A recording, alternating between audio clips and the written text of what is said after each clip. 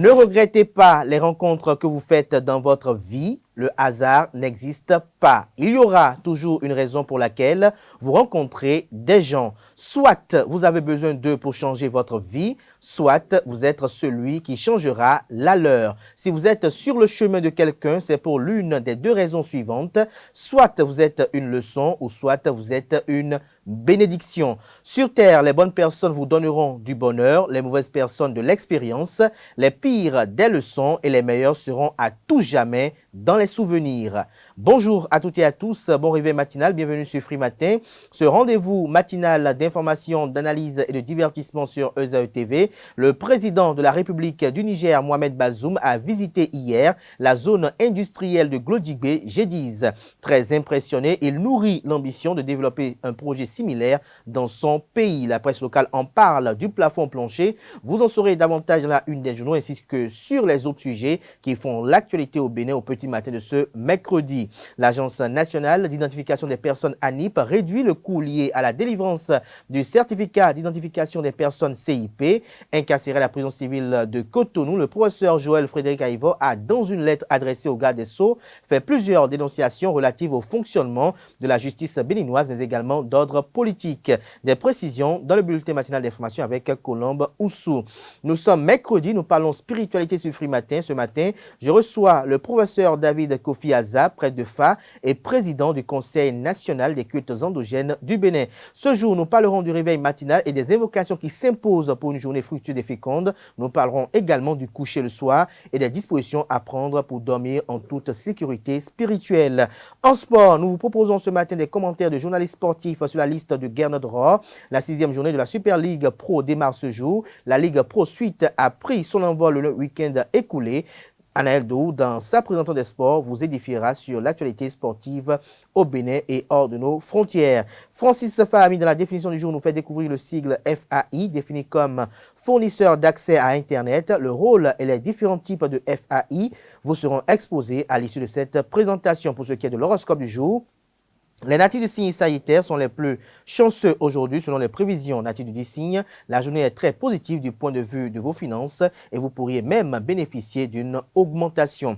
Voilà l'essentiel à retenir du sommet de ce matin, chers amis internautes. Juste après la pub, on se retrouve pour la une des journaux.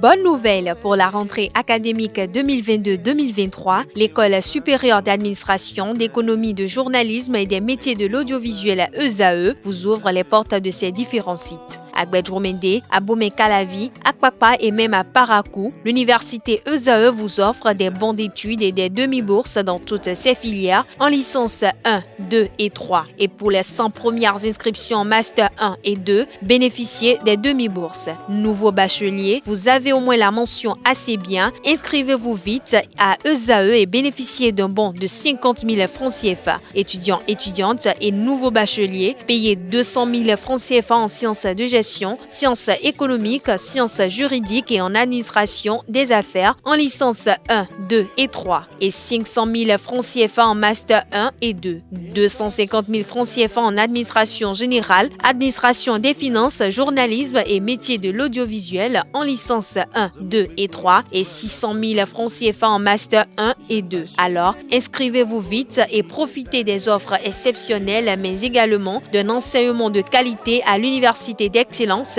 ESAE. Infoline 90 93 65 21 ou le 98 98 14 00.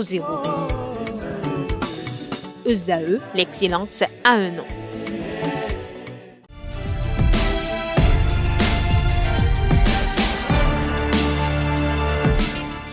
Bonjour à nouveau, chers amis internautes. Le quotidien béninois d'information générale et d'analyse, l'informateur titre ce matin, 9e législature, ce que font les députés à Goué, une retraite d'imprégnation et d'immersion pour réussir la fonction parlementaire. Retrouvez l'article en page 3. Toujours à la une de l'informateur de ce mercredi matin, en visite diplomatique au Bénin, les lieux parcourus par Mohamed Bazoum, président de la République du Niger, en page 4. Interdiction de permission et de congé aux policiers républicains. Les départements concernés vous sont précisés à la page 7 de la livraison du jour de l'informateur. Démographie, 5e RGPH, les comités nationaux et sous-comités installés. Des précisions en page 9 de la livraison de ce matin de l'informateur, dont la une, comme à chaque parution, invite à découvrir dans les colonnes de sa parution les productions journalistiques des étudiants en formation à l'école supérieure d'administration, d'économie, de journalisme et des métiers de l'audiovisuel ESAE. La Nation titre ce matin en manchette: recensement de la population et de l'habitat, le RGPH 5 lancé, le comité national installé. Toujours à la une du quotidien de service public ce matin, site du pipeline d'export Niger-Bénin, Mohamed Bazoum satisfait de l'évolution des travaux.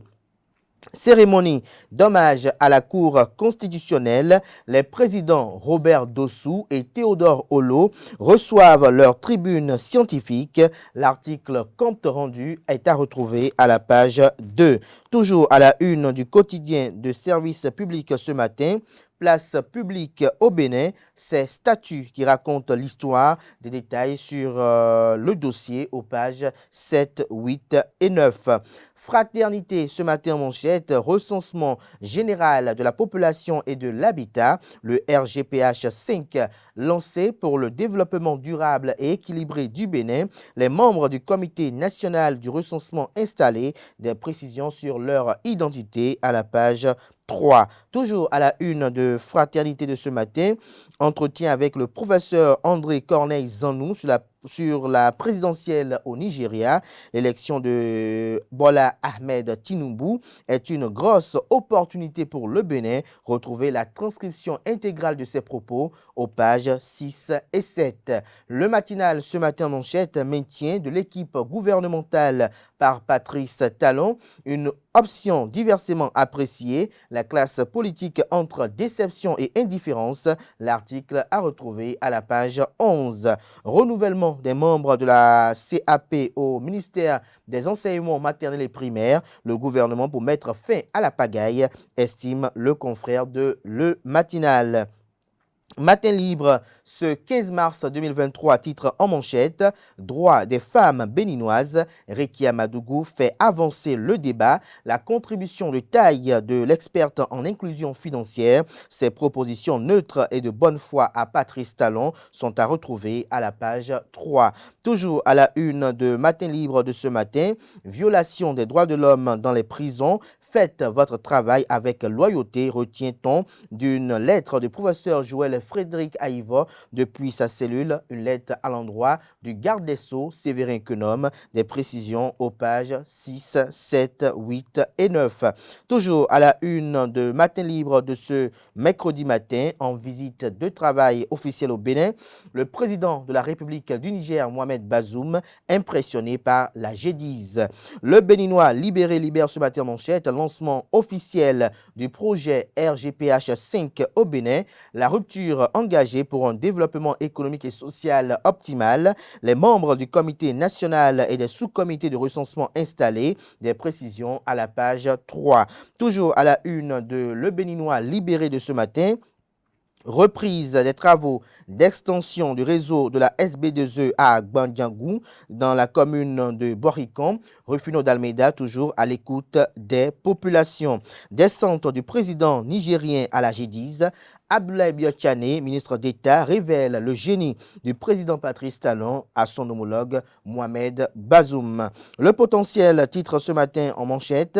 Tournée africaine du président français en Angola, Gaz Système, le franco-béninois, Laurent Nyankadia, soutenu par Macron. L'entreprise est spécialisée dans la fabrication de générateurs d'oxygène en Afrique. Des précisions sur cette innovation salvatrice à la page 3 de la parution de ce matin de Le Potentiel, qui nous apprend que dans le cadre de la lutte contre la cybercriminalité, capture de 10 cybercriminels de l'OCRC, capture de 10 cybercriminels. L'OCRC, l'Office central de répression de la cybercriminalité, poursuit la purge des Gaiman. C'était au cours d'une triple frappe à Pro-Misrété, Cotonou et Abomey-Calavi hier. Toujours à la une de Le Potentiel de ce matin, retraite du médiateur de la République à Grand Popo.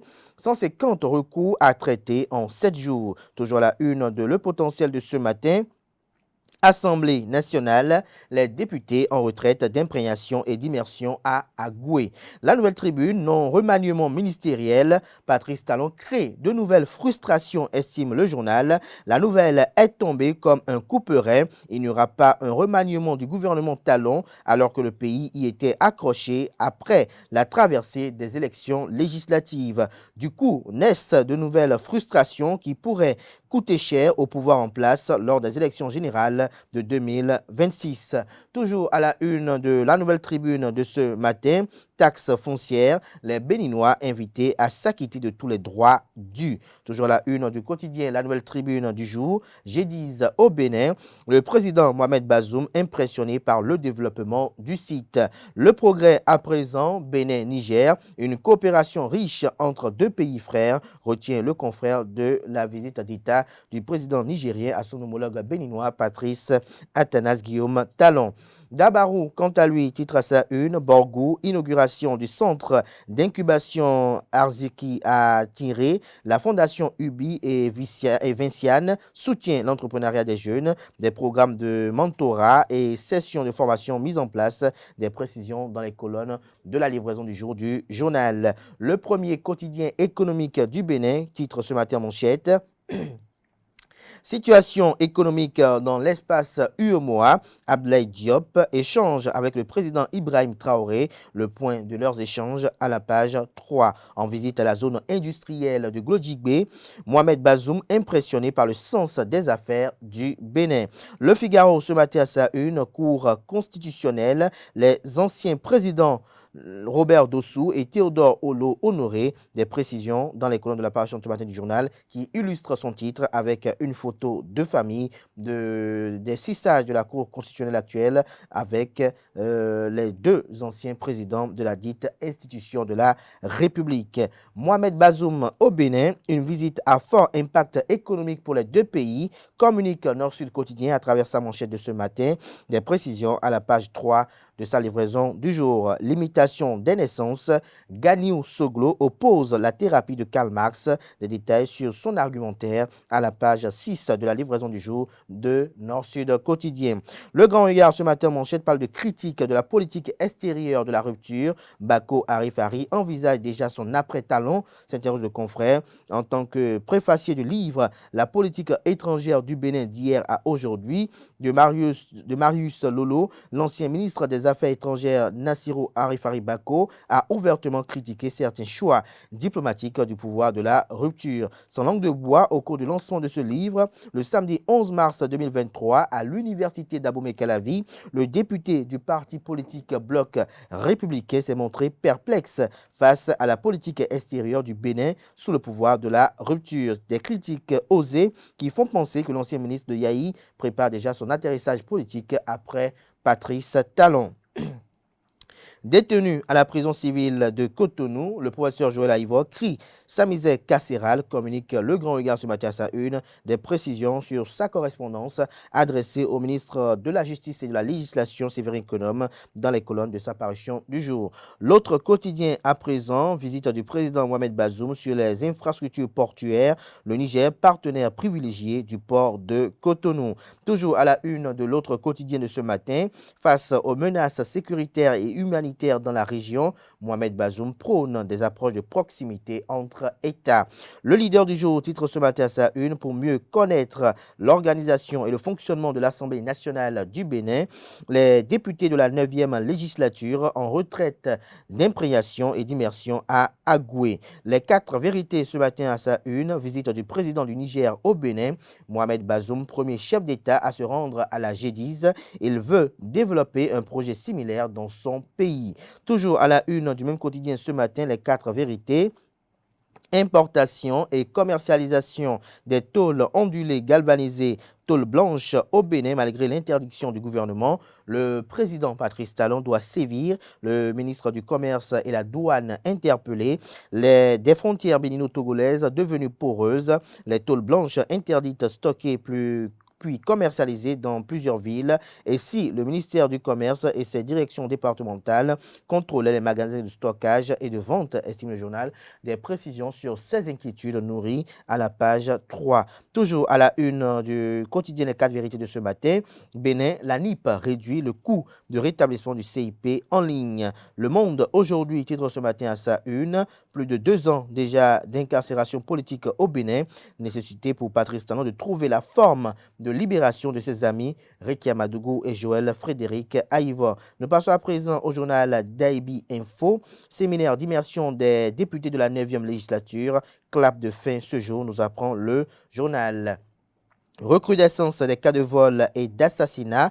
Une structure de contrôle permanent s'impose aux conducteurs de taxi moto.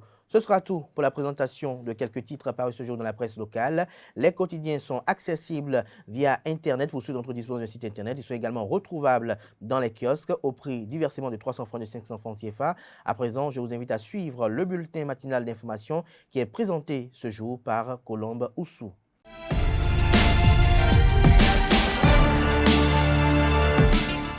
Mercredi 15 mars 2023, bonjour et bienvenue dans cette édition. Initialement délivré à 1800 francs CFA, le coût du certificat d'identification des personnes CIP passe à 1000 francs à l'Agence nationale d'identification des personnes ANIP. C'est la nouvelle tarification qui s'affiche désormais sur la plateforme de délivrance en ligne de l'ANIP, mais aucun communiqué officiel n'a été publié à propos d'un changement de tarif. Autre information, Mohamed Bazoum, président de la République du Niger, au cours de sa visite d'amitié et de travail au Bénin, s'est rendu sur le site du vaste projet d'industrialisation le mardi 14 mars dernier. Il a visité à l'occasion la première usine de transformation de noix de cajou et le centre de formation au métier de textile. Cette visite, selon le directeur général de la CIPI Bénin, est la preuve que le Bénin est une référence en Afrique et dans le monde. Le président nigérien, très impressionné, a promis une coopération entre la G10 et le Bénin de façon générale pour qu'un projet similaire soit développé au Niger. Parlons toujours de la visite du président nigérien au Bénin. Une équipe de notre rédaction s'est rapprochée de quelques citoyens béninois pour recueillir leur avis sur cette visite. Ils sont au micro de Francis Farami et Kanté Amoussou. C'est une grande visite. Je félicite d'abord le président de la République d'abord. Je pense que c'est une bonne chose de visiter son collègue béninois. Comme il y a aussi l'intégration africaine, c'est tout à fait normal. Je pense que sa visite est la bienvenue pour nous. Ça va apporter un peu plus pour le pays, puisqu'ils vont signer des accords. C'est une bonne chose pour nous. Moi, je pense que cette visite coïncide avec, à travers les événements qui secouent avec les événements des djihadistes et des terroristes là. Bon, c'est dans cette condition qu'il a fait une visite au Bénin pour voir dans quelles conditions les deux pays peuvent collaborer en vue de lutter contre les djihadistes et ces bandits qui sévissent dans le nord du Bénin et aux frontières du Niger. Il est temps, parce que le Bénin a eu un grand lien avec le Niger. Ça peut arranger notre pays. Parce que parmi ces décisions qu'ils ont sorties, au moins ça peut donner une grande chose dans notre pays. Faire une coalition avec, comment dit-on, son homologue, le président du Niger, ça c'est un grand quelque chose. On ne peut pas dire que c'est quelque chose si du mal. Un président qui a une bonne vision dans son pays peut faire ce genre de choses pour faire apaiser les tensions qu'il y a dans son pays. Il y a de quoi qu'il se déplace, il peut même venir à plusieurs reprises. C'est pour tisser plus de relations et pour que son pays puisse aussi avancer. Parce qu'en dehors du Bénin, à l'heure actuelle, si ce n'est pas le Nigeria qui pourra encore le côté, bon, on voit, nous sommes tous francophones.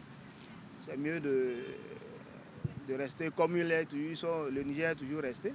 Lors de sa conférence de presse conjointe avec son homologue Mohamed Bazoum du Niger le lundi dernier, Patrice Talon a indiqué qu'il ne fera pas de remaniement ministériel. Quentin Amoussou et Francis Fahami ont sillonné la ville de Cotonou pour recueillir les commentaires de quelques citoyens béninois.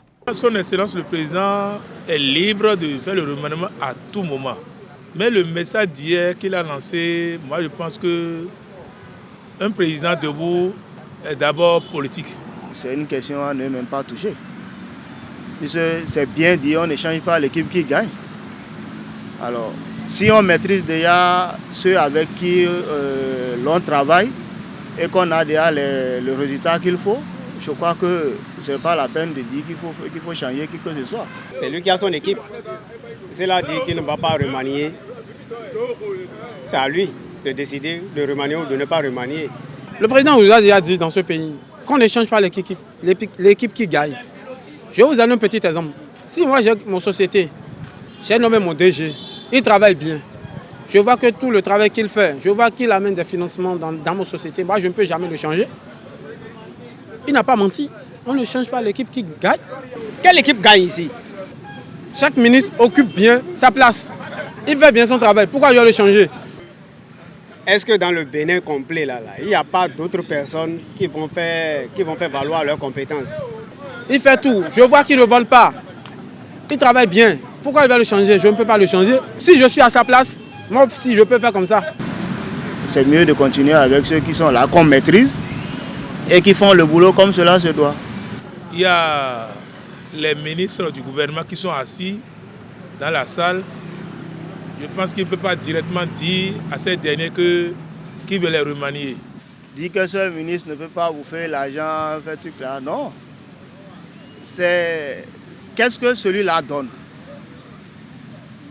par rapport à son poste, d'accord? Qu'est-ce qu'il donne comme résultat? C'est le résultat qui compte. Peu importe qui est là, si le résultat est parfait, c'est tout. On fait avec, c'est tout. Moi, je crois que c'est la meilleure option. Hein. Puisque celui qui viendra bouffer, ou bien celui qui viendra le remplacer, c'est pour dire, bon, toi, va d'abord, celui-ci viendra prendre ta place. Mais est-ce qu'on est sûr de ce que celui-là va donner par rapport à ce que l'autre a donné les années antérieures? Ces ministres du gouvernement n'ont qu'à s'attendre à tout moment à leur départ. Autant de Yahi, tous les travaux que Yahi a fait, il n'y a pas de rigueur. Mais notre président a mis la rigueur. Et puis les ministres le respectent. Ils font bien leur travail. Et pourquoi il va faire ce remaniement ministériel? Il ne peut pas le faire. Autant de Yahi, on a vu beaucoup de ministres, non, qui bouffent de l'argent, qui bouffent et puis ils bouffent ils bouffent de l'argent. Mais aujourd'hui, qui? Toi, ministre, tu peux bouffer quel argent aujourd'hui dans ce gouvernement? Mais malgré ça, ils n'ont pas découragé. Ils font leur travail. Si moi j'étais président de la République, là, je vais à 98%, je vais remanier ce gouvernement. Incarcéré à la prison civile de Cotonou, l'opposant Frédéric Joël Aïvor a dans une lettre adressée au ministre de la Justice fait plusieurs dénonciations relatives au fonctionnement de la justice béninoise, mais également d'ordre politique. Le professeur Joël Aïvor, dans son message à Séverin Quenom, a condamné ce qu'il qualifie d'instrumentalisation, j'y arrive, de la justice pour persécuter des adversaires politiques. Le constitutionnaliste s'est également plaint de la lenteur de la justice et a, à cet effet, plaidé le cas des prisonniers en détention préventive depuis de nombreuses années sans avoir été jugés et un peu comme oubliés par la justice. Joël Aïvor a désapprouvé les arguments du gouvernement concernant les conditions de visite. En février 2023, les députés de l'opposition n'ont été autorisés à rendre visite au professeur comme le cas de Madougou à Misrété. L'administration pénitentiaire de la maison d'arrêt avait justifié sa décision par un défaut de permis de visite des élus. Pour Frédéric Joël Aïvor, il s'agit d'une interdiction de visite. Retour sur la Journée internationale des droits de la femme du 8 mars dernier. La Fondation HEC et ses partenaires ont célébré les femmes à travers une formation sur l'autonomisation des femmes et des filles. Cette activité a réuni une vingtaine de femmes qui se sont partagées des expériences pour de meilleures habitudes financières. Le reportage est signé Anel Dou. Ce 8 mars 2023, la Fondation HEC et l'Association d'aide au développement des femmes du Bénin ont rassemblé une vingtaine de femmes autour d'une formation pour l'autonomisation des filles et des femmes. Il y a des dépenses annuelles aussi. Par exemple, les personnes qui ont des véhicules savent qu'il y a la TVM, la taxe sur les kilomètres. On paye ça par période. Il faut que vous sachiez que vous avez telle dépense, souvent c'est en début d'année, et on coche.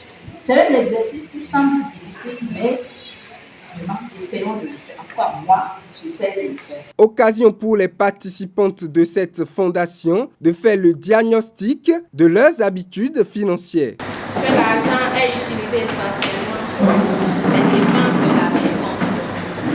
Et les priorités pour nous, c'est d'abord nos enfants.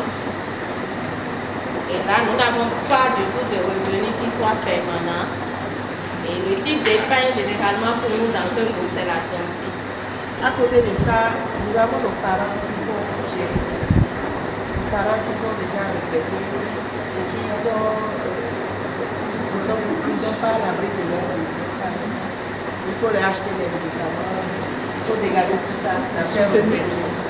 Un exercice qui leur a permis d'explorer les pistes pour une gestion plus rationnelle de leurs ressources. La présidente de la Fondation HEC, satisfaite, revient sur les motivations de ce terme. Ce thème a rapport avec les femmes.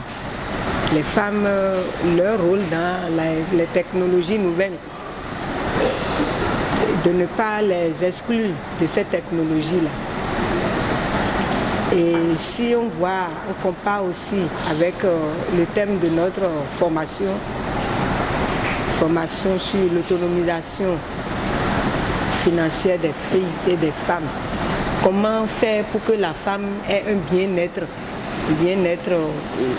financier, que la femme soit vraiment, qu'elle puisse s'en sortir de nos jours où il y a trop de difficultés dans nos familles. Surtout les familles africaines, voire béninoises. Donc ce n'est pas facile pour les femmes. Et quand ça ne va pas, quand ce n'est pas bon, on se retourne vers la femme. Mais quand c'est bon, c'est le papa qui fait la fierté, la gloire de tout le monde. Donc aujourd'hui, nous avons rassemblé les femmes, il y a des femmes leaders parmi elles. Il y a des femmes qui veulent aussi s'essayer. Il y a des femmes qui, malgré le fait qu'elles ne parlent pas le français, elles sont arrivées. Au terme de cette formation organisée par la Fondation HEC pour célébrer la Journée internationale des droits de la femme, les participantes ont pu prendre des résolutions pour de meilleures habitudes. Les femmes de cette fondation prennent le départ les jours à venir pour le Ghana pour des formations et autres distinctions. Hors de nos frontières à présent, pour finir cette randonnée informative, François Hollande n'est pas d'accord avec Emmanuel Macron sur le processus de vote de la réforme des retraités. L'ancien président a porté ses griefs sur la méthode du gouvernement français pour aboutir au vote de la réforme à l'Assemblée nationale.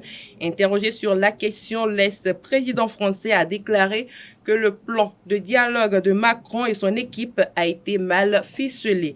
Pour lui, le gouvernement devrait normalement discuter avec les républicains plutôt que de faire une négociation avec les partenaires sociaux. En France, l'âge légal à partir duquel il est possible de partir à la retraite sera progressivement relevé à compter du 1er septembre 2023 à raison de 3 mois par année de naissance.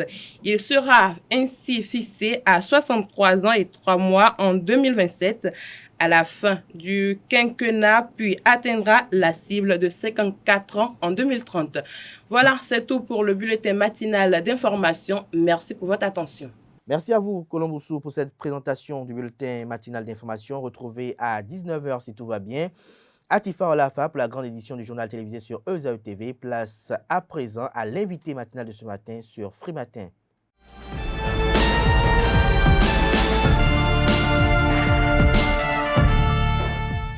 L'invité de ce matin sur Free Matin, comme je l'annonçais dans le sommaire de cette émission, David Kofi Aza, bonjour. Bonjour. Je rappelle aux amis internautes que vous êtes prêtre de femme, vous êtes le président du Conseil national des cultes endogènes du Bénin.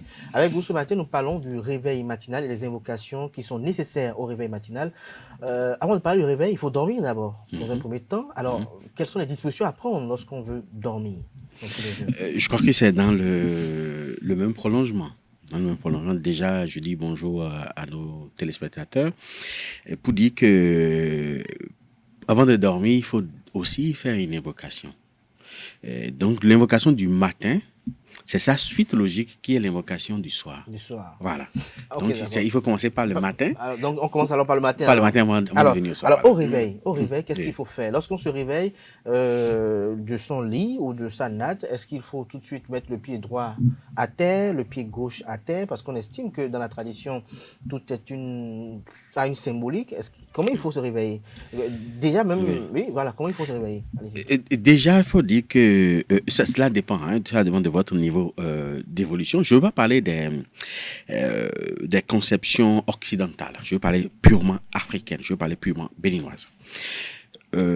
Déjà, au réveil, pour un haut dignitaire, il y a des paroles perdues que nous prononçons dès qu'on se réveille, dès qu'on sent qu'on est en éveil. Il y a toujours un adjuvant à côté. Quand je parle d'adjuvant, je parle de ce que nous appelons généralement Ndida, qu'on utilise pour activer le verbe, et il y a un certain nombre de paroles perdues qu'on prononce. Maintenant, si vous n'êtes pas encore à ce stade, ce n'est pas un problème. Lorsque vous parlez de paroles perdues, qu'est-ce que nos amis internautes peuvent comprendre par paroles perdues? Lorsque vous parlez d'adjuvant, qu'est-ce que nos amis internautes peuvent comprendre par cela? Est-ce que ça dit qu'il y a un savon? Est-ce qu'il y a du miel? Pas du tout. C'est quoi concrètement? Déjà, un adjuvant, c'est une, je dirais, technique, pas technique, mais c'est un outil qu'on utilise pour activer le verbe. Ça peut être à base de cola, comme ça peut être une poudre. Généralement, soit c'est à base de cola ou une poudre. Ça, c'est un adjuvant. Mais il y en a d'autres qui relèvent... Clochette?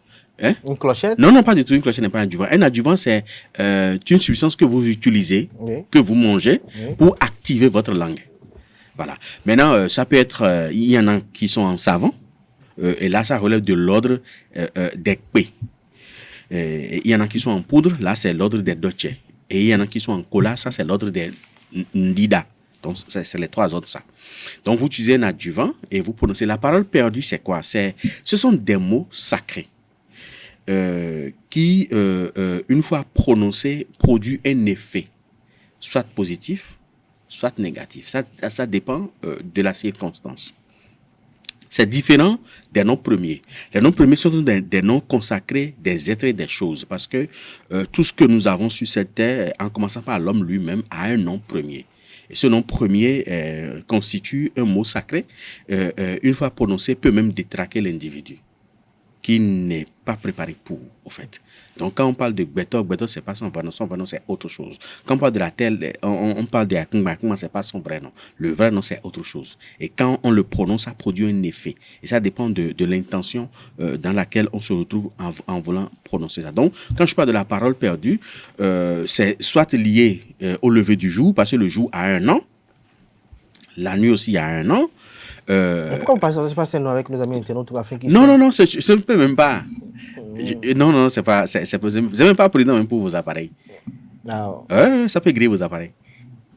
Une fois prononcé, après griller vos appareils. Donc, en fait, c'est des choses qu'on utilise, ces paroles perdues sont utilisées pour conditionner la journée. Pour conditionner comment on veut que la journée se passe. Donc, généralement, ce n'est pas la portée de tout le monde. Parce qu'il faut être à un niveau...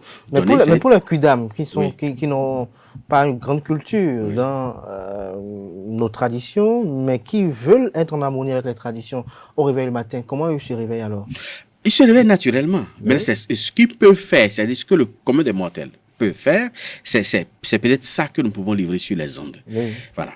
Donc, dès que vous vous réveillez, il est généralement conseillé de passer par l'invisible pour aller vers le visible. Donc, de mettre d'abord le pied gauche par terre avant de mettre le pied droit par terre. C'est-à-dire que vous passez de l'invisible au visible. Parce qu'on vient de se réveiller. Donc, dès que vous vous réveillez, pour poser les pieds par terre, vous posez d'abord le pied gauche par terre avant de poser le pied droit par terre. Ça, c'est la première des choses. Deuxième chose, dès que vous vous réveillez le matin, la première préoccupation, c'est déjà de faire votre invocation matinale. Or, l'invocation matinale, vous ne pouvez la faire qu'en étant pur de corps. Pas forcément d'esprit, en étant pur de corps. Et quand on est pur de corps, c'est-à-dire que soit on a pris un bain ou on a fait une ablution.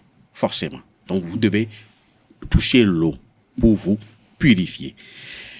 Avant de venir maintenant pour faire l'invocation, je ne veux pas parler d'une invocation telle que à la musulmane ou à la chrétienne ou à la bouddhiste. Non, je veux parler d'une invocation purement traditionnelle. La première des choses, parce que l'invocation a des codes. Quand vous rêvez le matin que vous êtes purifié à l'eau où vous avez pris votre bain normalement, vous mettez dans un petit coin et un peu d'eau et un peu de boisson. Ça peut être sucré, ça peut être forte, peu importe. Mais un peu d'eau et un peu de boisson, vous mettez de côté.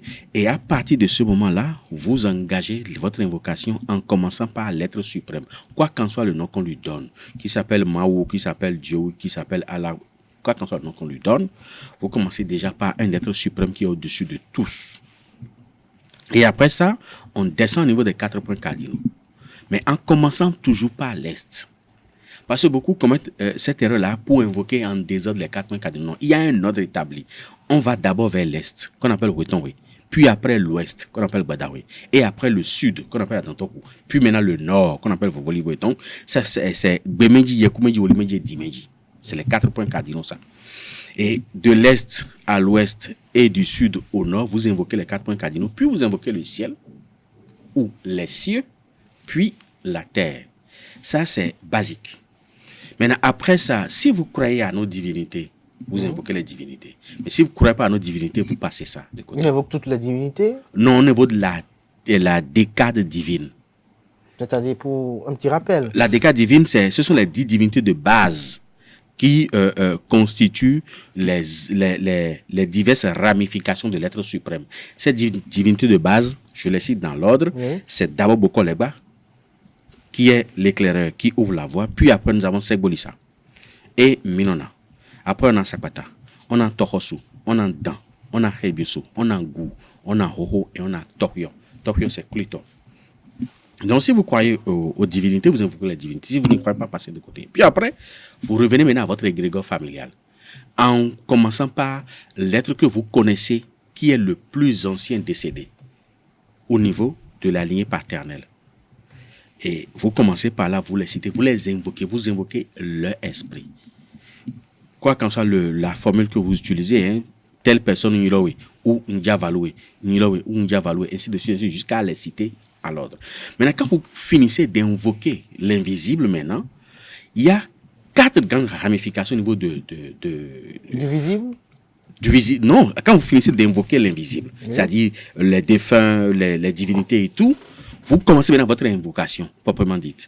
Et là, il y a 4 grandes ramifications. La première, c'est ce que nous appelons le désenvoûtement. C'est D-E-P-P-P.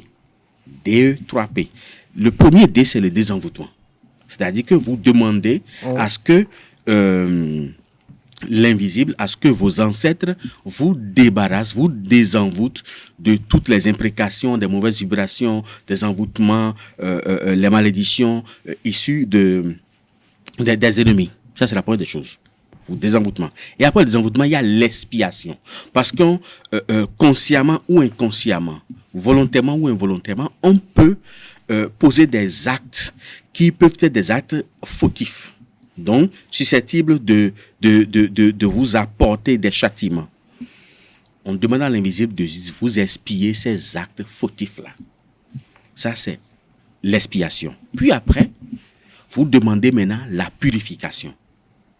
Vous demandez à l'invisible de vous purifier de tout souillure, tant au niveau du corps, et au niveau de l'esprit, et au niveau de votre âme. Parce que l'homme est à 3 dimensions.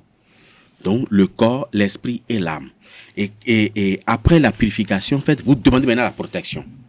C'est-à-dire que l'invisible vous protège. Tout ce que vous avez invoqué, vous leur demandez de vous protéger contre peut-être les accidents de circulation, les incidents de travail, la méchanceté des hommes, les mauvais coups, les commérages. Vous demandez la protection contre tout ça. Et maintenant, après, le 3e P, c'est la prospérité. Que cette journée vous apporte la prospérité, l'amour, l'abondance, la richesse, la fortune, tout ce que vous voulez, l'harmonie, l'entente, l'union, ainsi de suite, et surtout l'élévation matérielle et financière et aussi professionnelle. Ça, c'est les 3 P. Donc, on fait DE 3 P. Et après ça, maintenant, vous versez de l'eau. D'abord, au départ, vous versez de l'eau et de boissons pour demander la permission à la terre. C'est ça que nous appelons Minjavalwa Iyo. Donc, vous rendez grâce à la terre d'abord, puisque c'est elle, à travers les ondes telluriques, porte le message au niveau de l'invisible. Et après, maintenant, vous invoquez votre Dieu, peu importe le nom que vous lui donnez, les 4 points cardinaux, le ciel et la terre, les divinités si vous y croyez, et maintenant, vos ancêtres, vos géniteurs, qui sont déjà décédés. Ça peut être du côté paternel, et également du côté maternel. C'est à vous de voir. Et vous invoquez l'esprit de ces défunts-là pour venir recevoir votre invocation. Et ce n'est qu'après ça maintenant que vous commencez par décliner votre invocation à travers le DE 3P. Et dès que vous finissez, vous leur donnez encore de l'eau, vous leur donnez encore de boissons sucrées, de boissons fortes si vous voulez, et vous rendez grâce. Maintenant, si vous savez faire les G de Kori par exemple, vous avez 4 Kori, mais jamais il faut utiliser des Kori femelles. Vous avez 4 Kori. Oui. Et vous demandez quelle serait la couleur de votre journée. Voilà l'invocation faite, voilà mes vœux. Qu'est-ce que vous en pensez? Et vous jetez les 4 Kori. Si c'est positif, vous aurez 2 ouverts, 2 fermés. Ou alors vous aurez les 4 ouverts. Maintenant, s'il y a un obstacle, à partir de ce moment-là, vous pouvez avoir peut-être 3 fermés ou les 4 fermés, ainsi de suite. Et à partir de ce moment-là, vous pouvez décrypter. J'ai même sorti un ouvrage, peut-être la prochaine fois, on va présenter cet ouvrage-là, le langage de l'invisible par le Fa. Ça permet de maîtriser les diverses formes de G que vous pouvez avoir et quels sont les messages que l'invisible est en train de véhiculer à travers ces G-là. Alors, est-ce que lorsque le Kidam qui jette ces Kori-là effectue cela, est-ce qu'il peut tout seul lire sans l'aide d'un Bokono? Il peut tout seul lire, c'est ça, je dis. Pour ceux qui n'en savent absolument rien du tout, il y a un guide qu'ils peuvent avoir. Et ce guide peut leur permettre de savoir si c'est positif. Parce que ça peut être positif et porteur de messages. Et si c'est positif, quels sont les messages qui s'y rattachent? Si c'est négatif, quelles sont l'alertes? Quelle est l'alerte que l'invisible est en train de donner? Et ce sur quoi l'invisible est en train de tirer l'attention. Donc, on peut avoir également toutes ces informations-là dans le guide. Alors, lorsqu'il jette ses corrections le matin très tôt et qu'il a les 4 ouverts, par exemple, qu'est-ce que cela symbolise? Cela symbolise que c'est favorable. Mais cette façon-là peut donner également libre cours à d'autres formes d'interprétation. C'est-à-dire qu'il dit que la voie est ouverte, mais la voie est ouverte sur le positif ou sur le négatif. Donc, on peut reprendre encore pour chercher à savoir Ali Dagwe. Allô, Ali Yanyawe. Donc, commencez déjà par le Dagwe. Si Ali, c'est Ali Dagwe.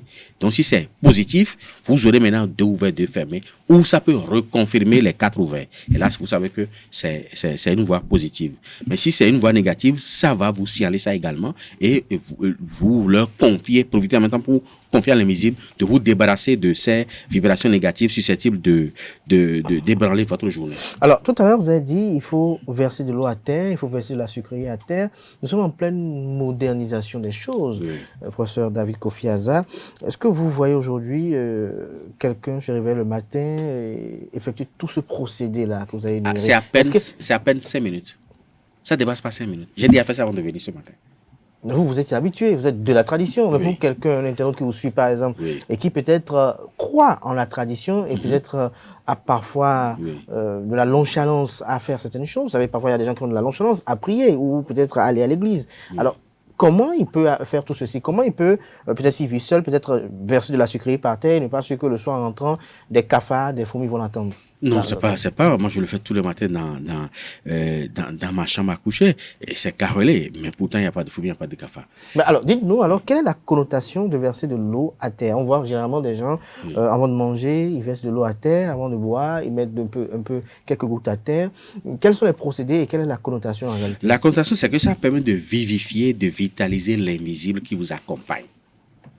C'est-à-dire que, autant que nous sommes sur la terre, nous avons toujours, les autres parlent d'anges gardiens, mais pour nous, c'est un monde invisible qui nous accompagne.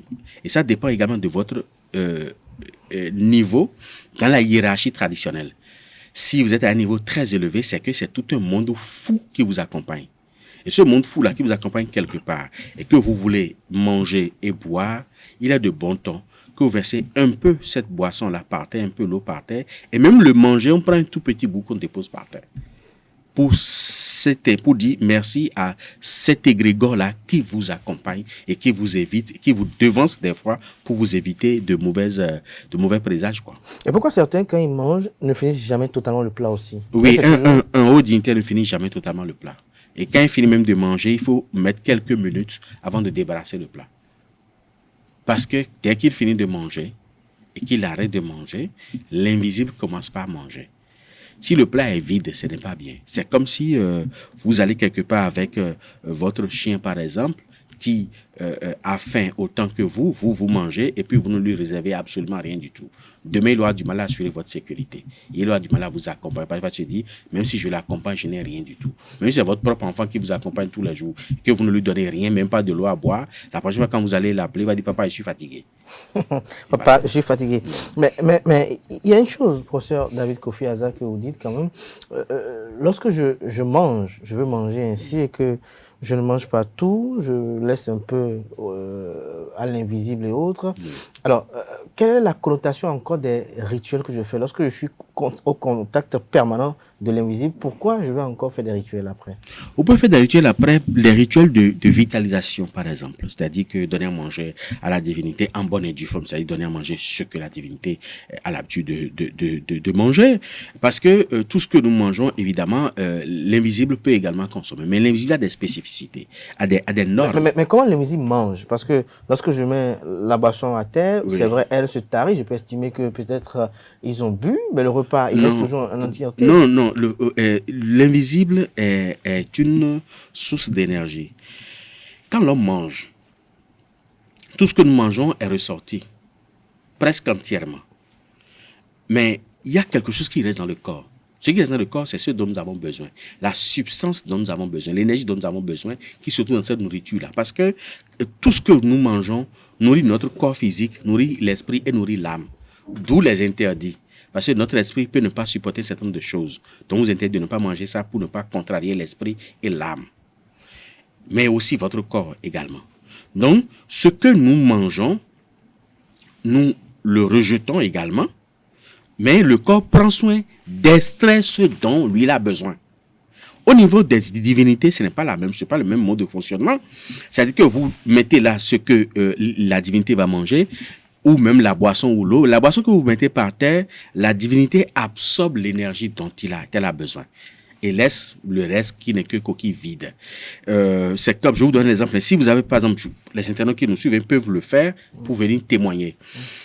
Si vous avez l'habitude de faire des invocations quelque part, vous avez l'habitude de faire la prière même quelque part, si vous voulez. Vous avez un hôtel de prière. Déposez une boisson forte. Achetez peut-être 2 bouteilles de boisson forte, 2 bouteilles de boisson sucrée. Ouvrez une boisson forte, mettez un peu par terre, fermez et déposez à l'endroit où vous faites l'invocation. La deuxième boisson forte là, ouvrez ça, buvez si vous voulez, ou versez ça par terre quelque part et fermez et déposez le reste ailleurs, peut-être dans une armoire ou quelque part. Vous faites la même chose pour la boisson sucrée aussi. Laissez une semaine. Une semaine après, allez goûter la boisson forte qui est au niveau de l'hôtel et la boisson forte que vous avez cachée dans l'armoire. Vous verrez que le taux d'alcool va baisser considérablement au niveau de la boisson qui est restée au niveau de l'hôtel. Parce que les esprits vont puiser dedans. Mais ce qui est de l'autre côté va rester intact. C'est la même chose pour la boisson sucrée aussi.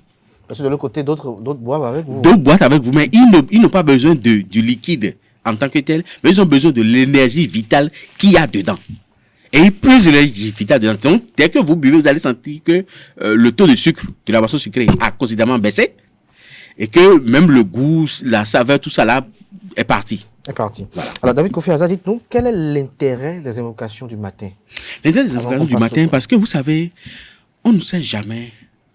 Je dis on ne sait jamais, parce que pour le commandant mortel, pour les non-avertis, parce qu'on dit généralement, les astres gouvernent les ignorants.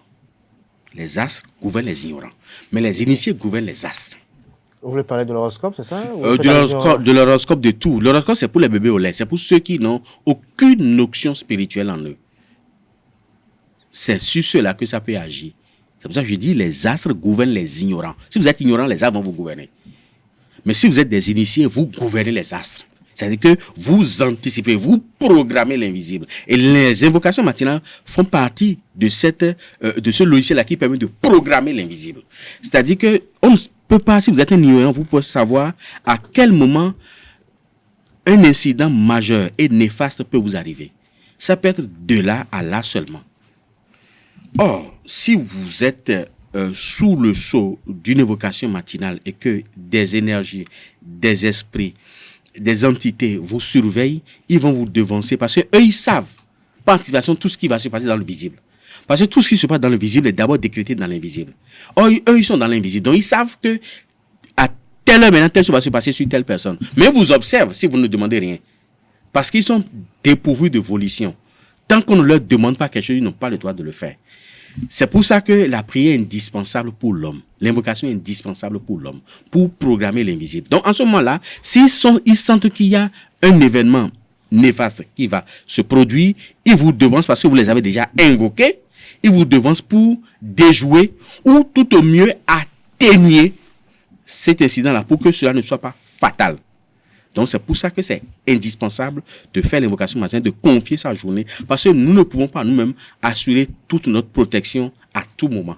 Alors, lorsqu'on fait cette invocation le matin, ça fait au soir? Ça fait au soir. Le soir, maintenant, vous n'avez pas besoin de faire une grande invocation.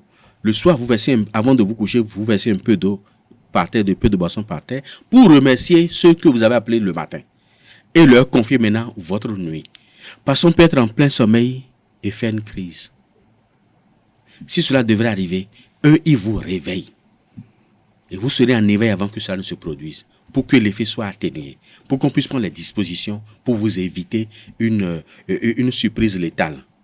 Donc, voilà pourquoi c'est indispensable. Alors, dites-nous, pourquoi l'eau? Pourquoi la sucrerie? Pourquoi pas des boissons fortes? On utilise l'eau, on utilise la sucrerie, on utilise la boisson forte. C'est-à-dire que c'est le principe du magnétisme et de l'électricité pour pouvoir créer l'énergie. C'est pour ça qu'on utilise l'eau et la boisson. La boisson peut être forte comme ça peut être sucrée, mais il faut que ça soit une boisson forcément. Donc, la boisson forte peut être utilisée, la boisson sucrée peut être utilisée, comme les trois peuvent être utilisés. L'eau, la boisson sucrée et la boisson forte. Mais pourquoi vous utilisez la boisson forte alors que pour certains, la boisson forte est proscrite, par exemple? Est proscrite pour qui? Lorsque, par exemple, un initié a peut-être parmi ses proscriptions la boisson forte, est-ce qu'il doit utiliser, par exemple, la boisson forte? Il peut utiliser la boisson forte. C'est-à-dire que si on proscrit un initié la boisson forte, ça va être forcément pas à cause de son état d'âme spirituel, mais plutôt de son état d'âme physique. C'est-à-dire que ça veut dire que physiquement, quand il est sous l'effet de l'alcool, il peut poser des actes qui peuvent être néfastes pour lui-même. Ou alors dire des choses qui peuvent se retourner contre lui-même.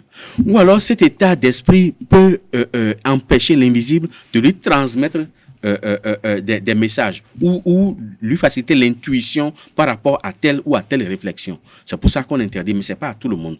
Mais néanmoins, cela n'empêche pas qu'on fasse l'invocation avec la boisson forte et la boisson sucrée. Avec la boisson forte et la boisson sucrée. Alors, tout à l'heure, vous avez dit comment on peut descendre de son lit. Mais lorsqu'on veut monter sur le lit, comment on monte? Quel est le pied qui va premièrement alors? Non, on fait toujours le même, c'est-à-dire on fait toujours la même chose en sens inverse. Et il est toujours conseillé, avant de se coucher, de s'asseoir sur son lit. Parce que d'autres montent dans leur lit, peut-être En pas plongeant par exemple, dans une piscine. ou avec les deux pieds, c'est-à-dire se mettre à genoux sur le lit avant de se coucher sur le... Non, il faut toujours s'asseoir. Dès que vous vous asseyez, vous posez le pied gauche sur le lit, puis après le pied droit. Il faut toujours commencer par l'invisible pour aller vers le visible. C'est pour ça que quand un nouveau-né vient au monde, on demande à la maman de lui donner d'abord le sein gauche. Toujours. Il prend d'abord le sein gauche avant de lui donner le sein droit. Parce qu'il faut toujours commencer par l'invisible vers le visible. Parce que si vous prenez l'habitude de... Tout ce qui est gauche appartient à l'invisible. Tout ce qui est gauche appartient à l'invisible. Donc les gauchers sont dans l'invisible. Pas forcément, mais c'est qu'ils ont l'invisible beaucoup plus accentué. Alors qu'il faut réaliser l'harmonie entre les deux. Et équilibrer. Il faut équilibrer les deux. Parce qu'on dit l'harmonie résulte de l'analogie des contraires. Donc, il faut harmoniser les contraires. Alors, par rapport à la disposition du lit, par exemple, est-ce que on dispose son lit comme on le veut? Est-ce qu'on peut dormir comme on veut? Est-ce qu'il y a des prédispositions à prendre lorsque l'on veut installer son lit, par exemple? Vous savez, depuis un bon moment, nous disposons très mal nos lits dans nos maisons.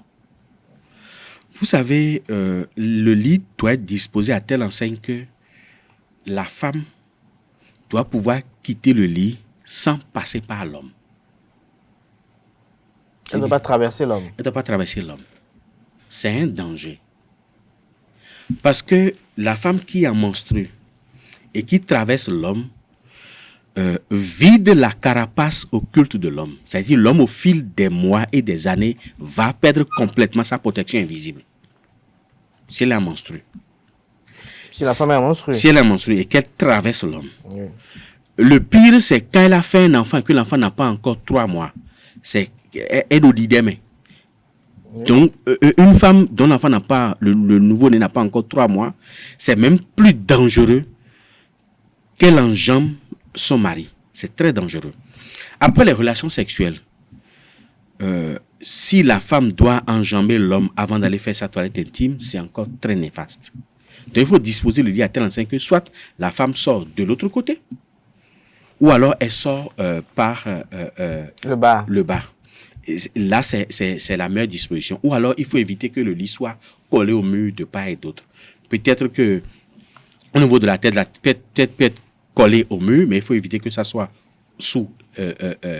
au niveau d'une fenêtre ou au niveau de la porte. La tête ne doit pas être directement sur la porte. Il faut éviter ça.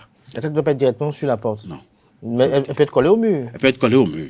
Pourquoi elle ne peut pas être collée à la porte ou à une fenêtre?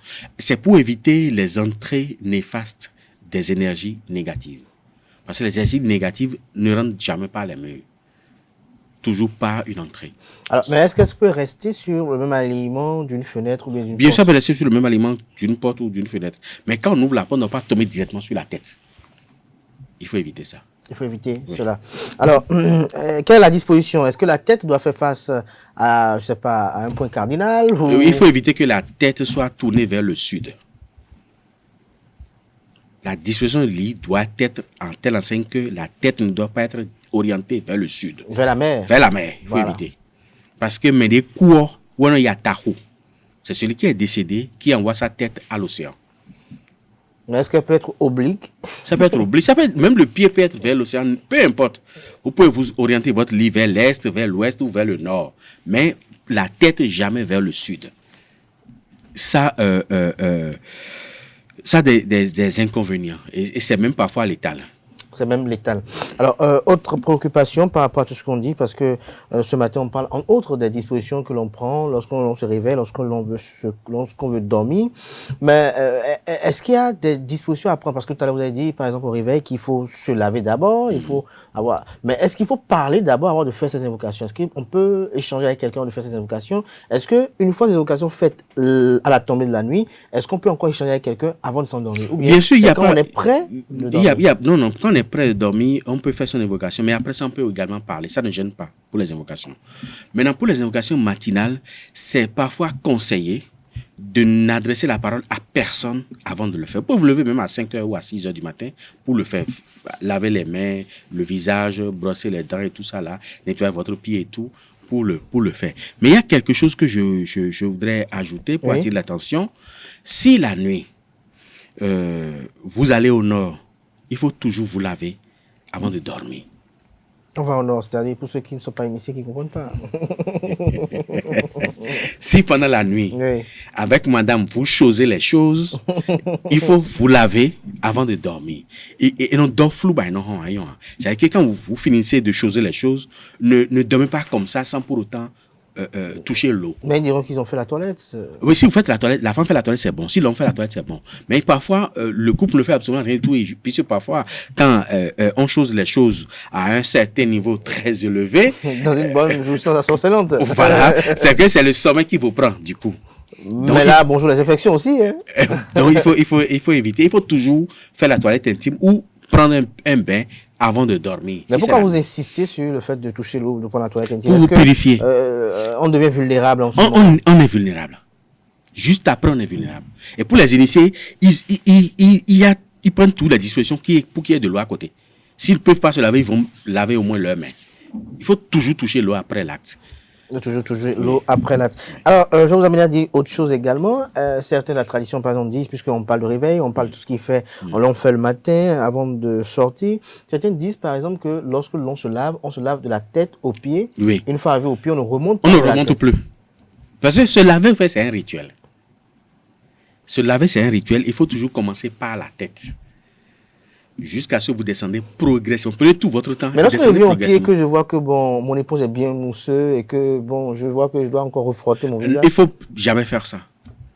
Parce qu'on se débarrasse. Parce que quand vous lavez 3 corps. Vous lavez le corps physique, vous lavez votre esprit et vous lavez l'âme. Et en vous lavant, vous chassez progressivement les souillures, les mauvaises vibrations partout où vous êtes passé. Parce que les pieds capte les vibrations. L'homme est électromagnétique. Donc, il capte les vibrations. Et il capte les mauvais et les bonnes vibrations.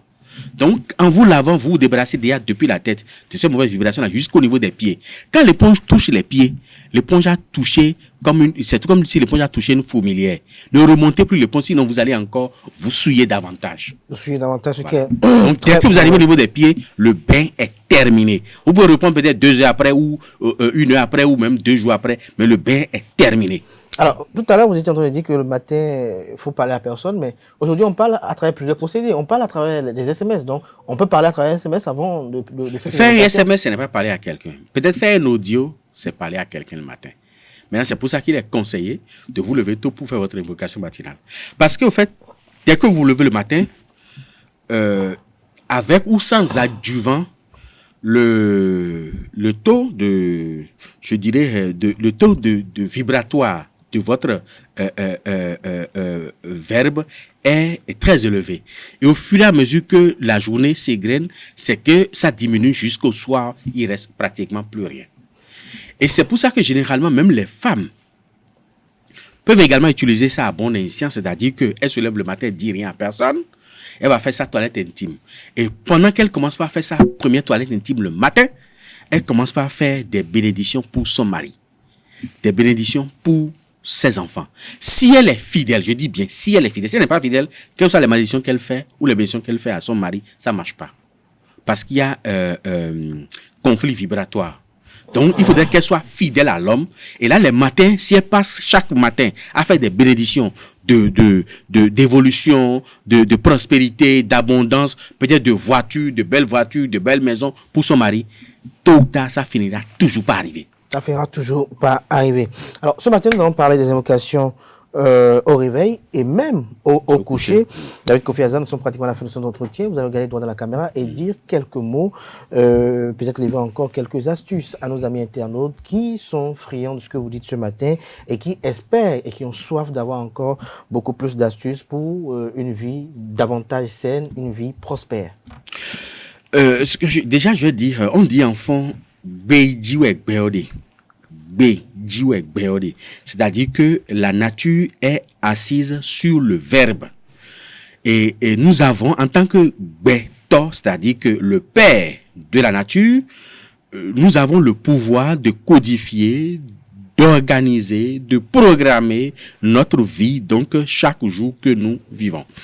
Et cela, la nature, naturellement, nous a déjà dotés de cette puissance-là. Maintenant, nous-mêmes, nous pouvons en ajouter à ce que la nature a déjà fait pour accroître la puissance du verbe et programmer notre journée. Parce qu'on ne sait jamais quand est-ce que les incidents négatifs peuvent nous arriver. Or, les invocations matinales et de soir nous permettent d'être à l'abri du pire au moment où ça va arriver. Et je vous conseille de le faire, même si vous n'en avez pas déjà l'habitude, pas forcément tous les jours, mais commencez par le faire. Mais si c'est une fois par semaine, tous les lundis, programmez votre semaine, tous les lundis, et après vous allez commencer par y prendre goût, et ça va devenir tous les peut-être 3 jours, tous les 4 jours, et tous les 2 jours, peut-être chaque jour. Et c'est indispensable parce que cela permet, c'est la vraie prière au fait. La vraie prière, c'est l'invocation personnelle. Ce n'est pas les formules préétablies par les autres que vous récitez, c'est l'expérience des autres, ce n'est pas votre expérience à vous. Chacun doit pouvoir faire son expérience, c'est ça la spiritualité, c'est l'expérience personnelle et non collective. Voilà ce que je peux vous dire et bonne méditation à tous et bonne journée. Merci à vous, David Kofi Aza. C'était à l'instant le prêtre de Fa et également président du Conseil national des cultes endogènes du Bénin. Depuis un certain temps, l'État central livre une guerre sans merci contre les cybercriminels, laquelle traque quand même vite quelques jeunes dans vos rangs, peut-être qui pourraient être arrêtés. Qu'est-ce que vous pensez de cette initiative du gouvernement en tant que président du CONASEB? En tant que président de CONASEB, c'est une très belle initiative, pourvu qu'il n'y ait pas de dérive, de dérapage dedans, parce que, vous savez, tous ceux qui vont, par exemple, vers les dignitaires des cultes endogènes, on ne peut pas savoir s'il est gamin ou pas. S'il vient vers vous pour dire, je veux des savons de chance pour la prospérité, pour l'élévation, pour ne pas savoir. Donc, il y a des gens comme ça qui sont tombés dans le filet. Les savons de chance et de prospérité n'est pas assez fécond pour... oui, moi je pense... Oui, ils ne vous diront jamais tout, surtout s'ils savent que vous êtes réticent par rapport à ça. Donc, moi, je pense qu'il faut également... Actuellement, nous sommes en train de mener la réflexion au niveau du CONASEB et bientôt, il y aura une grande réunion de tous les hauts dignitaires du CONASEB pour que nous puissions réfléchir à cette situation-là et pouvoir assainir. Parce qu'il faut déjà commencer à balayer sa propre chambre avant de balayer le dehors. Mais l'initiative en elle-même est très louable. Je vous donne des exemples. Par exemple. Moi, par exemple, j'ai envoyé plus d'une quarantaine de plaintes au niveau des tribunaux. Parce qu'il y a des dizaines de numéros WhatsApp sur lesquels il y a mon nom, il y a ma photo. Il y a des dizaines de comptes Facebook, Instagram ou autre, il y a mon nom, il y a ma photo, et je ne sais même pas qui sont ils viennent chez vous par le salon de chance et ils vous utilisent encore votre image. Et ils utilisent encore votre image pour escroquer la population en votre nom. Et la population, même de la diaspora, pense que c'est peut-être vous et tombe dans le piège. C'est pour ça que tout le temps, j'ai toujours dit, par exemple, l'histoire de portefeuille magique, il y a plein de numéros avec ma photo. Qui dit ça sur les réseaux sociaux pour dire que grand maître Kofi Aza, professeur David Kofi Aza, fait ci, fait ça, alors que c'est faux. Et c'est pour ça que tout le temps j'ai toujours rappelé que je n'ai qu'un seul numéro. Est-ce qu'en réalité il y a un portefeuille réellement magique? Ça n'existe pas, ça n'a jamais existé. Portefeuille magique, ça n'a jamais existé. Sinon l'Afrique ne serait pas aussi endettée que ça aujourd'hui. Ça n'a jamais existé. Maintenant, ceux qui veulent le gain facile tombe dans ces pièges-là, quoi. Et c'est dommage. Portefeuille magique, je vous le dis aujourd'hui, ça n'a jamais existé. C'est pas que ça a existé puis c'est parti. Hein. Ça n'a jamais existé. Mais nos parents dépensaient, ça revenait l'argent. Non, ça c'est autre chose. Ça c'est la sorcellerie. Ça c'est autre chose. Ça n'a rien à voir avec portefeuille magique. Merci à vous, David Kofi Aza. Le temps qui nous est imparti est arrivé à échéance. Chers amis internautes, à présent, nous installons le chroniqueur de la page des sports, Anaël Dou. Mesdames et messieurs, bonjour et bienvenue sur Free Sport. Le nouveau sélectionneur de l'équipe nationale du Bénin, Gernot Rohr, a dévoilé la liste des joueurs convoqués pour la double confrontation face au Rwanda dans le cadre des éliminatoires de la Coupe d'Afrique des Nations Côte d'Ivoire 2023. Quelques journalistes sportifs ont fait des commentaires sur la composition de cette liste. Ils sont au micro de Colombe Oussou. Moi, je dirais tout simplement qu'on ne peut avoir une autre liste que celle que nous avons, parce que toutes les fois, nous avons parlé de transition, qu'il faut une osmose déjà entre l'ancienne génération et la nouvelle. Et là, lorsque nous prenons aujourd'hui notre sélection nationale, on ne va pas dire que nos joueurs, en tout cas la plupart de ces joueurs-là, qui ont longtemps évolué avec l'équipe Fanion, sont déjà un peu vieillissants. Et là, il faut déjà trouver la transition. Et sur cette liste-là, on constate qu'il y a déjà 4 ou 5 joueurs locaux qui ont été donc convoqués pour ces 2 matchs entre le Bénin et le Rwanda. Je crois que c'est la meilleure des listes qu'on puisse faire pour aller donc défendre les couleurs nationales. Et là, Guénot a su faire un choix judicieux. Je pense que Guénot a fait une liste de 5 joueurs. C'est une liste assez éclectique parce que cela prend en compte non seulement ceux qu'on connaît déjà, mais aussi de tout nouveau de petits jeunes qui se sont illustrés récemment en Égypte pour étoffer cette liste-là, comme pour montrer qu'il y a une nouvelle ère qui va s'ouvrir, pourquoi pas en sélection nationale. Il est comme dans une démarche de construction d'une nouvelle sélection nationale. Il a dit en conférence de presse qu'il vient dans un contexte presque identique que celui du Nigeria. Il est resté quand même 54 mois au Nigeria où il a bâti une équipe. Il est venu presque dans les mêmes conditions où l'équipe était presque vieillissante.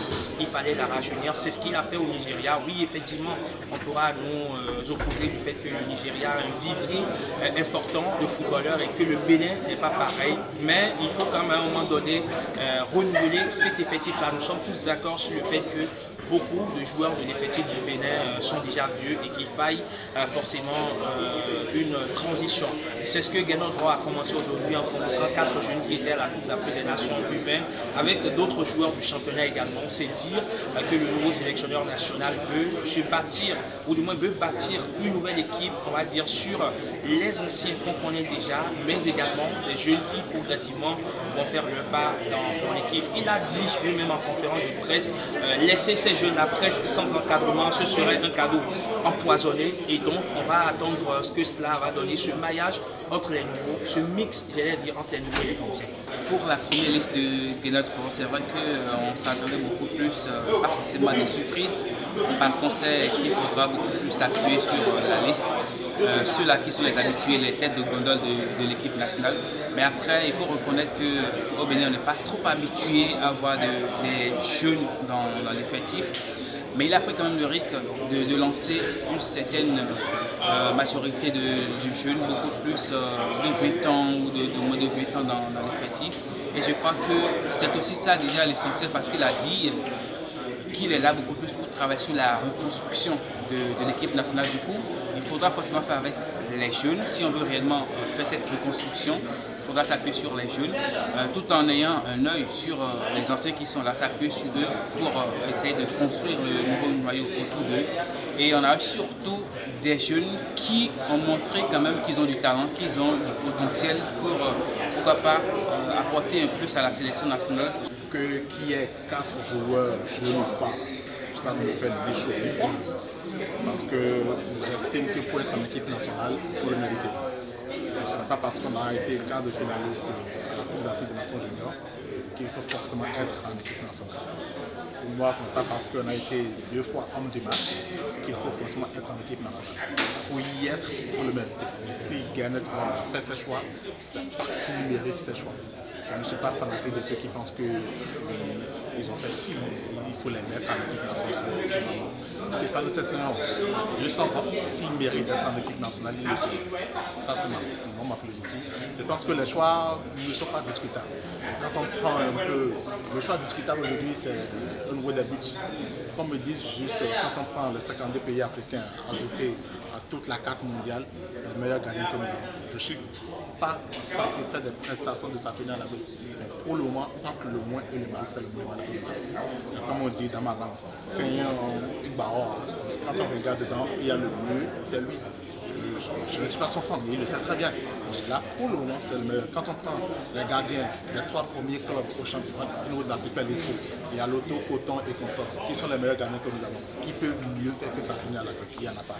Donc je pense que ça, c'est passé. Pour le choix de Stéphane Sessenon, quoi qu'on dise, il nous a montré par le passé, les derniers matchs qu'il a fait, que malgré son âge, il a encore un plus à apporter dans cet effectif. Et donc, je pense que le choix n'est pas discutable. On souhaite juste bonne chance à Guénot. La Super League Pro saison 2022-2023 va aborder la 6e journée ce mercredi 15 mars 2023. Le leader Lotto Popo reçoit l'association sportive du port autonome de Cotonou à Grand Popo. Son dauphin, Coton FC, accueille Dynamo d'Abomey à Ouida. Aïma Football Club affronte Damissa à Pobé. Asvo se déplace sur le terrain de Cavalier à Niki. Requin reçoit Le nouveau promu Banigonsé a René Pleven. Après la Super League Pro, la Ligue Pro Suite a également démarré ce week-end avec ses premiers rendez-vous. Au total, 10 différentes rencontres ont eu lieu le week-end dernier dans les 2 zones de la compétition. Soleil FC est en tête dans la zone A et B et Sitatunga dans la zone C et D. Hors de nos frontières, alors qu'on s'attendait à un match plus serré qu'à l'aller qui s'était soldé sur le score de 1 but partout, Leipzig s'est fait gifler hier soir lors du 8e de finale, retour de la Ligue des Champions, par les Sky Blues de Manchester City. L'équipe de Pep Guardiola, portée par Haaland, auteur d'un quintuplé, s'est imposée 7-0. Haaland et les siens passent donc à la prochaine étape de la compétition. Et pour finir, ce mercredi 15 mars, le Real de Madrid va accueillir Liverpool pour un choc qui s'annonce encore une fois chaud. Le match s'inscrit dans le cadre du 8e de finale retour de la Ligue des Champions. Les Merengues vont quand même débuter cette rencontre avec un avantage confortable après leur victoire 5-2 à l'aller. Mais les Reds ne comptent pas se laisser faire. Rendez-vous donc dans quelques heures pour cette rencontre. Mesdames et messieurs, c'est tout pour Free Sport. Merci à vous, Anel Dou, pour cette présentation des sports. À sa suite, on installe Francis Farami qui présente la définition du jour.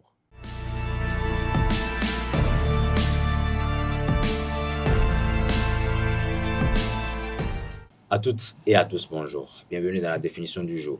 Un fournisseur d'accès Internet FAI ou fournisseur de services Internet FSI est un organisme, généralement une entreprise, mais parfois une association qui offre une connexion à Internet, le réseau informatique mondial. Beaucoup d'entreprises de télécommunications sont généralement des FAI. Avec l'explosion de la bulle Internet au début des années 2000, de nombreux FAI ont fait faillite ou ont dû s'adapter pour survivre. On parle ici de restructuration, de fusion ou de rachat. Le sigle FAI peut se distinguer en 2 sous-catégories. FAIA pour fournisseur d'accès à Internet associatif qui est le plus souvent géré par une association. FAIC pour fournisseur d'accès à Internet commercial géré par une entreprise. C'est tout pour la définition de ce matin. Merci et à la prochaine. Et voilà, très instructif pour ce jour. Chers amis internautes, à présent, on installe le chroniqueur de la dernière rubrique de ce matin, notamment Quentin Moussou, qui nous présente les prévisions astrologiques.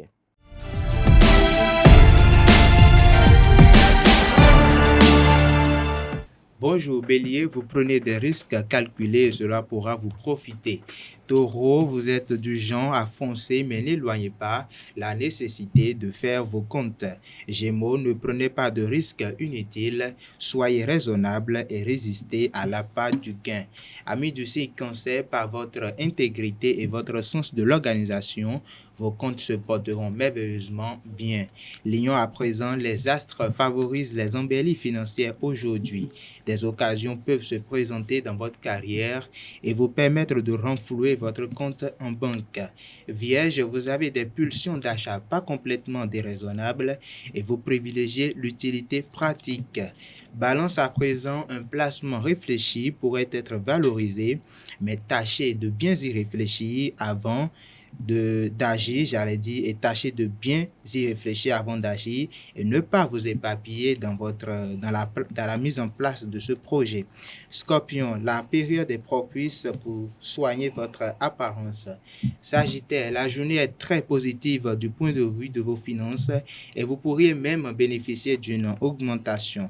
Capricorne, vous aussi, vous assisterez à une embellie de vos finances personnelles, notamment si vous ne vous êtes pas montré trop dépensière ces derniers mois. Avant-dernier signe Verseau, journée favorable à un investissement à long terme, mais uniquement s'il est réfléchi et raisonnable.